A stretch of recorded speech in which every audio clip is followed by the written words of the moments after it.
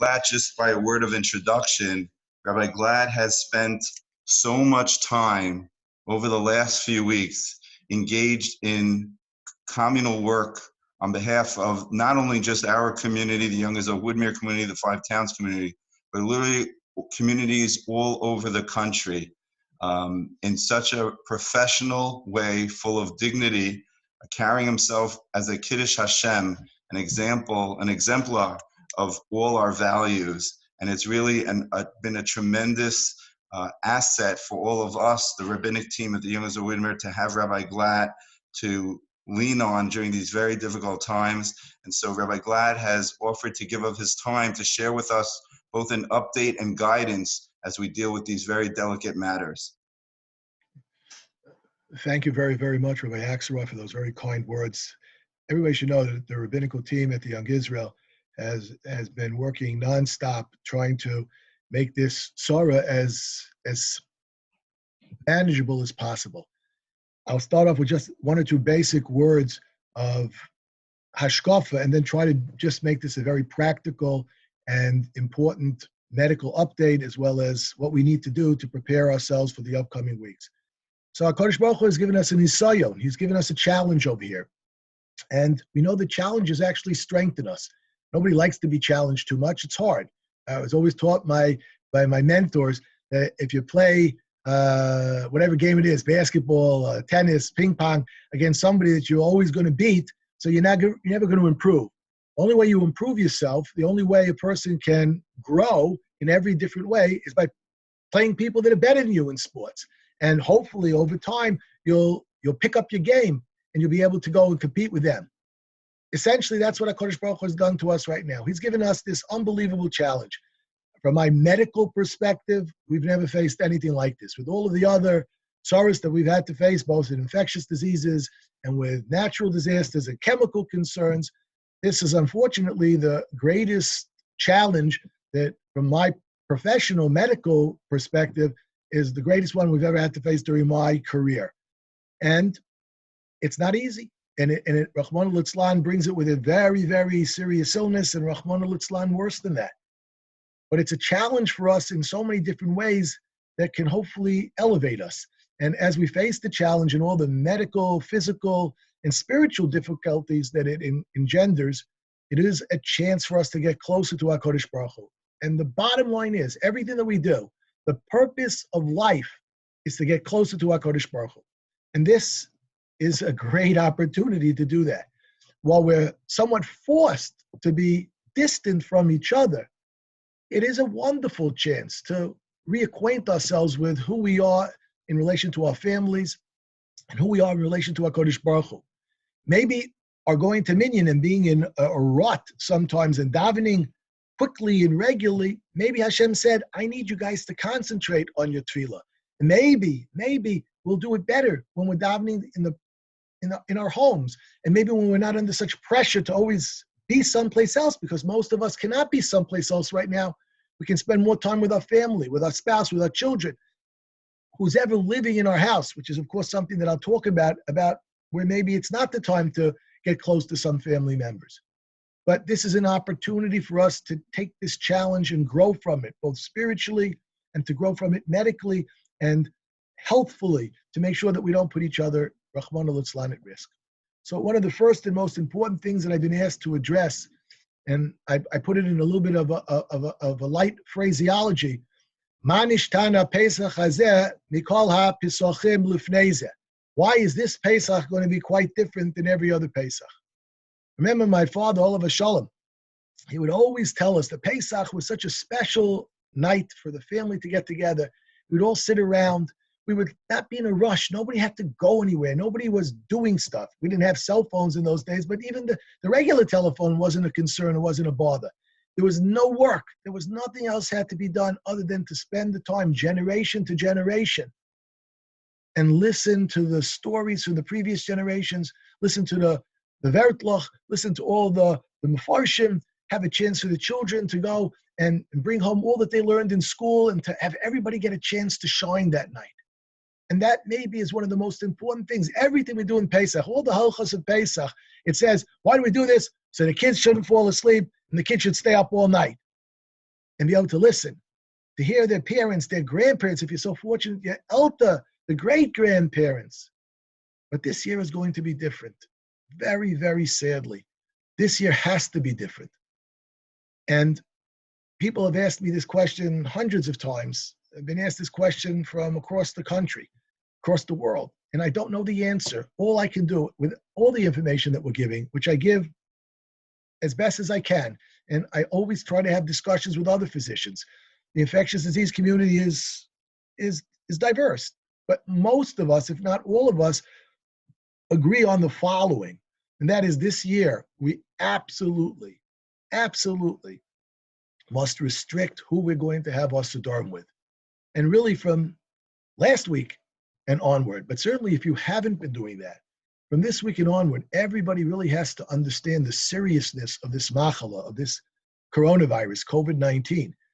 It is unfortunately a horrific illness that is very easily spread and that can have catastrophic consequences for people of all ages, but mostly older people. And older here is defined based upon the impact it can have on people above the age of 50. It gets worse every decade above that.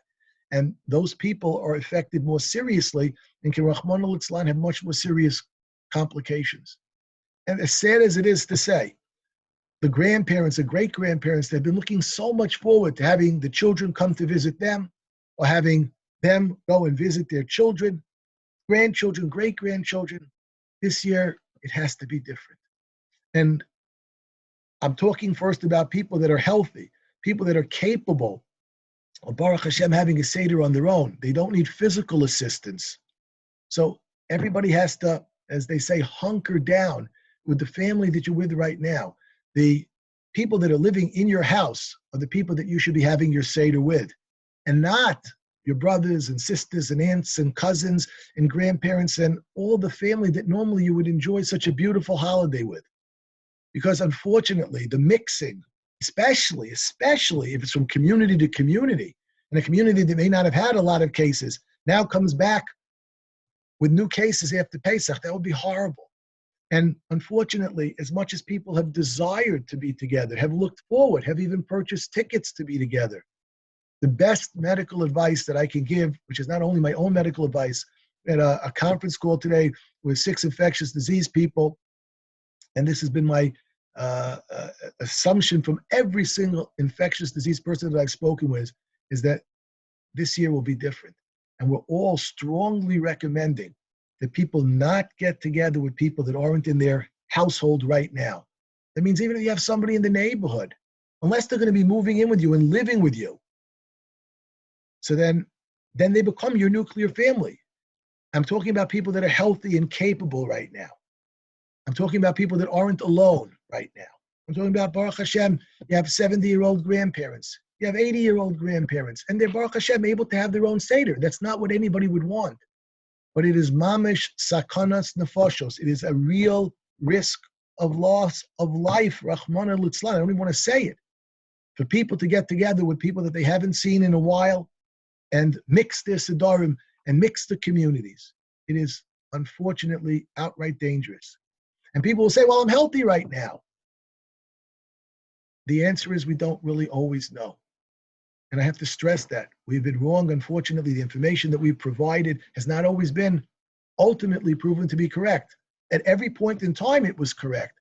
But as we learn more about this disease, we're seeing that even more people can be without symptoms and still potentially transmit disease. And we're actually seeing even younger people now. The hospitals are filled with people that are younger than 50 years old, a little bit different than the experience elsewhere. Although, be it Baruch Hashem, they don't always seem to have the same complications, but there are young people that are in the ICU too. And certainly, nobody should say, nothing will happen to me if I get this illness, Rahman al-Islam. And everybody has to be very careful and take this seriously. In our neighborhoods tonight, there are samachot going on that don't meet the guidelines that all of the Rabbanim, based upon expert medical advice, have put together. In our neighborhood, not talking about Williamsburg, not talking about Borough Park, not talking about other places, in our neighborhood, there are people that don't take this seriously. Gatherings will spread this illness. everybody must limit as much as humanly possible physical contact with people outside their immediate family, the people that they're living in the same house with. There should be no contact with your neighbors. You can wave to them across the street. You can take a walk. We encourage. It's healthy. It removes depression to get out of your house. You don't have to stay hunkered down physically. But when you go out and walk around your block, if you go outside, get fresh air, you wave to your neighbor, but you don't get anywhere near them. You don't try to be a tzaddik and have a minion, because that's pikuach nefashos. You're being what we call a chassid shota, a fool. You're like the person that won't jump into the water to save a woman because a man can't touch a woman. You're a fool if you do that. Just like HaKadosh Baruch Hu says, you're not allowed to blow shofar on Rosh Hashanah. You're not allowed to go to a minyan today. You're not allowed to participate in a vart, in the Sheva brachos. These are going on in our community. They cannot. They cannot go on in any community. This is pikuach nefashos, sakanas nefashos. It's not a joke. This is something that if we don't all take seriously, if we don't tell our friends, you can't do this, don't invite me to this event, you shouldn't do it. Not enough that I won't go. You can't have a simcha with photographers and music. If the rabbi said that the bare thing that you can do, the one simcha you can still do is a chasana. It's with 10 people, minyan exactly. You can't have other guests there. You can't have a party. You can't have dancing. That's unbelievably dangerous. And if we don't take this seriously, if people do business as usual with some modifications, that will kill people. You can't go any shopping. You don't need a new suit for Yom Tov. As much as we're going to dress for Yom Tov, you don't need a new suit. You don't need to do anything for Yom Tov. This year we'll get by declaring to HaKadosh Baruch Hu that our Yom Tov will be celebrated in the way that He's telling us to, which is to stay away from all of those things. You don't need a haircut before Yom Tov. You don't need to do all the things that we normally would do for a Yom Tov other than food preparation. And food preparation is critical, and it has to be done in a smart way. We have to be able to get our food. The rabbis are working on making sure that deliveries can be done as appropriate, especially for older people. For people that do have to go to the store, it should be done with very great care. One person who has absolutely no symptoms. I was asked tonight by somebody, can they do certain thing that we would never allow if they have symptoms? And I said, absolutely not. But he said, but I only have a cold. And I said, you may only have COVID. You don't know if you have a cold. The testing still is not easily available. People don't need to get tested if they're unfortunately sick, but they're doing okay.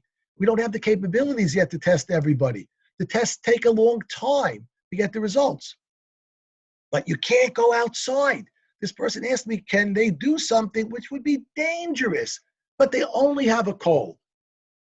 We can't only have a cold thoughts in our mind. I'm going to visit my elderly parents, but I'm okay. I just have a little cough. That desire to do the mitzvah, kibbut av aim, could be Rahman al-Islam, the act that, well, I don't want to say it could kill them. People have to be aware of this. So when it comes to healthy parents, older grandparents, great-grandparents, there cannot be contact with them. If they're in a different part of the world and you're here, that's the way it will have to be for Pesach. This is the most important message, the most important question that I get. But what happens if somebody's incapable of taking care of themselves? Or Rahman al-Islam, somebody's an elderly widow or widower, all by themselves. And that's a terrible, terrible thing to consider somebody facing all the days of Yom Tov by themselves.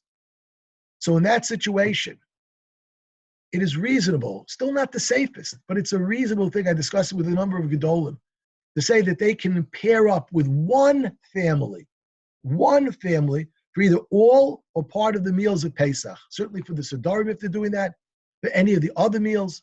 But they can't mix. They can't say, I'll go to this family on the first night, this family on the second night, these people I'll go to for Shabbos lunch. One family in the situation where it's an older person all by themselves, or a younger person that's all by themselves. That's the only, and even there it's a risk, but that's the only type of a mixing that I and my colleagues would recommend at this point in time because of the unbelievable danger of transmission back and forth, and especially to the older person. And if there's anybody sick in that house, then unfortunately that option is no longer there. If it's before Pesach, they could possibly pick somebody else. But once they've already started being with that family and somebody gets sick, they shouldn't go to another house. As difficult as that may be, it's much better to have where it won't lead to Rahman al-Islan, a suicidal ideation, which I'm also hesitant to even mention, where somebody won't be so depressed that they Rahman al-Islan would take their life. So in those situations, it will just be very sad that they'll be alone, but they'll be hopefully safe. I point out from Gedolim as well, that if there's any risk to somebody by being alone, so then there are discussions that need to be had with their Rav about what Isurim might be allowed to be committed to preserve their life if there really is Sakonas Nefashos. You're allowed to be Mechal Shabbos, Mechal Yontif, to save a life. And a Rav needs to be discussed before Yontif if those situations come up, what technology might be available, certainly to check on people. Everybody should have buddies. The people that are living alone or older couple, they should have a system in place where certainly they call their children. Everybody should increase their calls, their FaceTimes, their WhatsApps, all the things that they want to do to maintain that closeness while they're physically apart. But when Yontif, when that might not be possible, everybody should have buddies. They can go out of their apartment and wave to somebody at 10 o'clock in the morning. Everybody will go out, make sure your buddy and you, that everything, Baruch Hashem, is okay. And Rahman al-Islam, if something isn't okay, then help and appropriate emergency services can be called.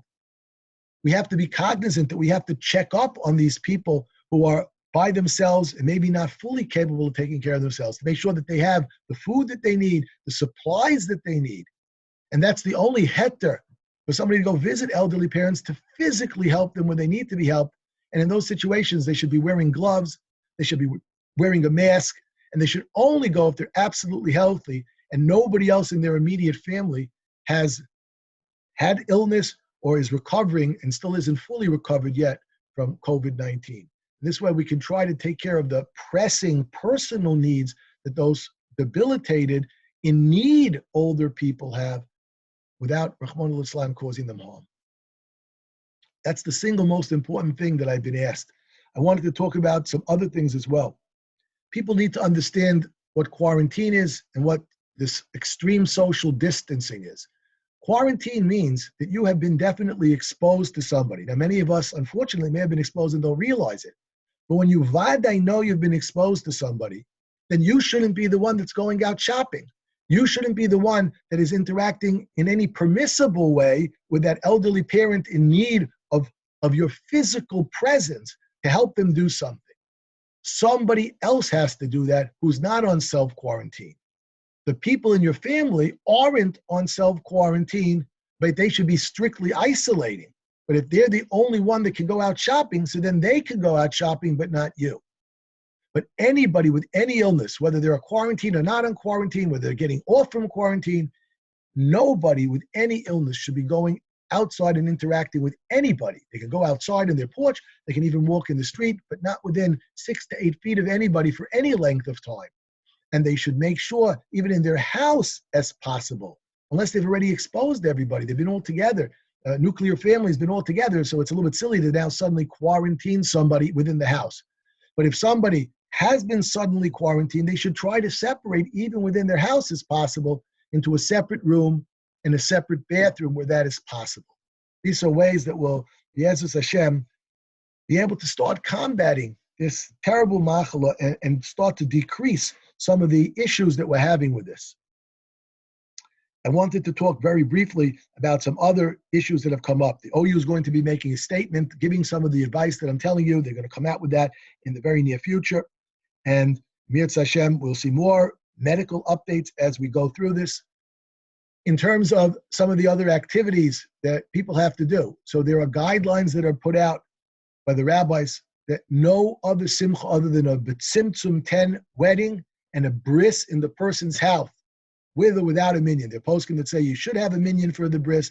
There are many poskim that say you don't need to have a minyan for the bris. Certainly at a bris, the moel, the sandak, and the baby should be the only ones that are in close contact with each other.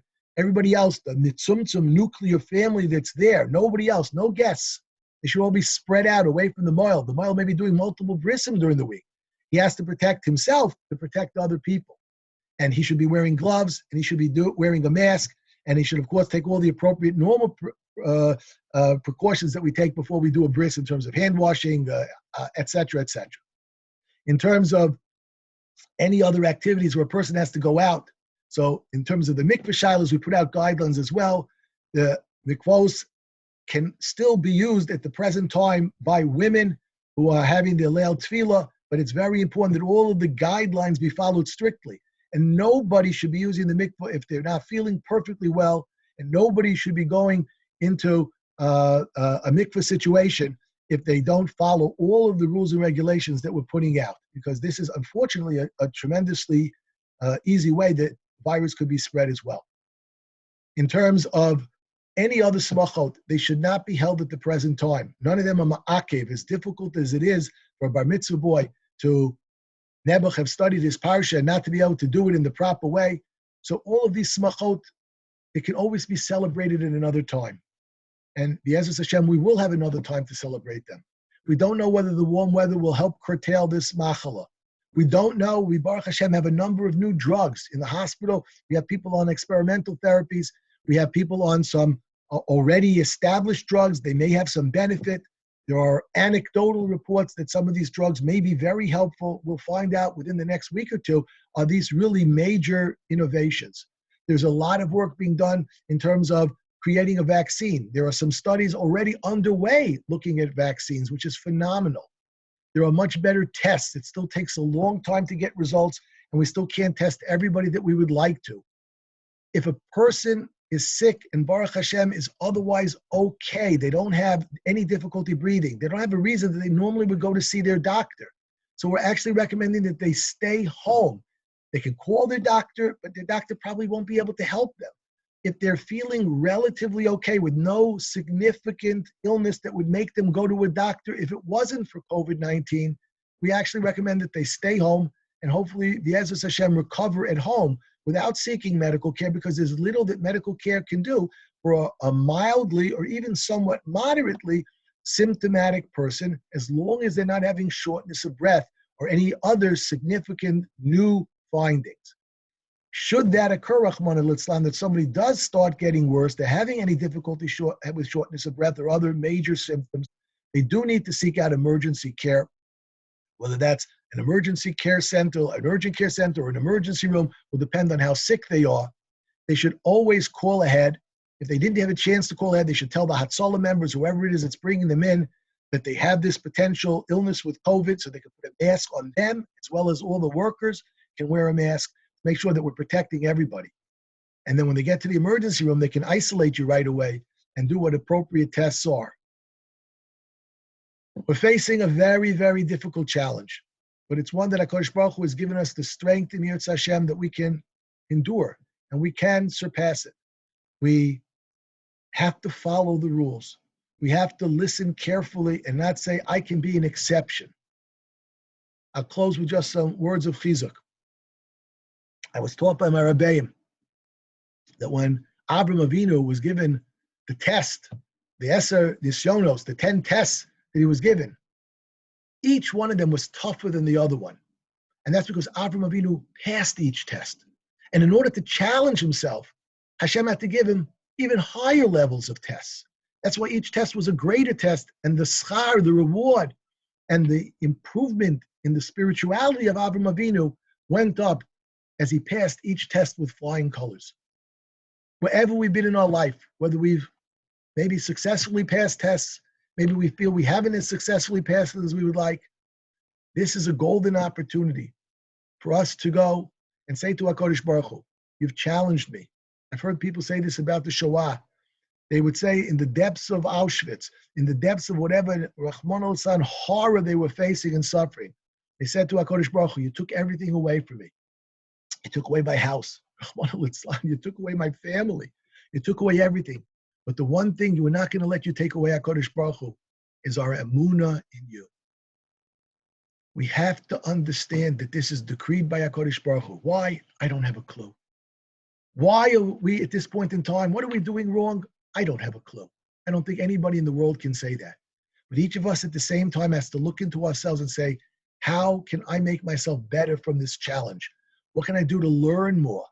I have more time. People that never had time, they now have time to listen to the wonderful shiurim that have been set up from the shul, all the shiurim on the internet, They have time to call the chavrusa. They learned with once a week. Now we can learn 5 times a week.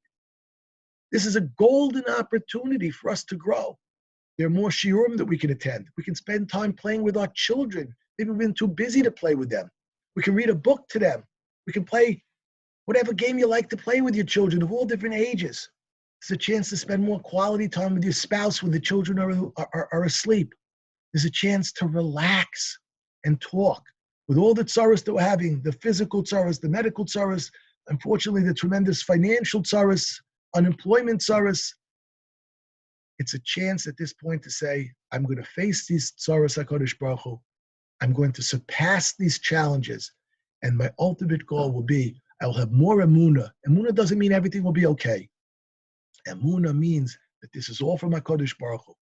And if we know that, and we accept that, it's not haphazard. God's not asleep at the wheel. But he put this challenge in front of us for us to surpass. Maybe, Be'ezus Hashem will make it a little bit easier for us to face these challenges and succeed at these challenges. Be'ezus Hashem, we should all have a wonderful preparation time, a healthy preparation time for Pesach. And Be'ezus Hashem, we should have a Chag Kosher V'Sameach.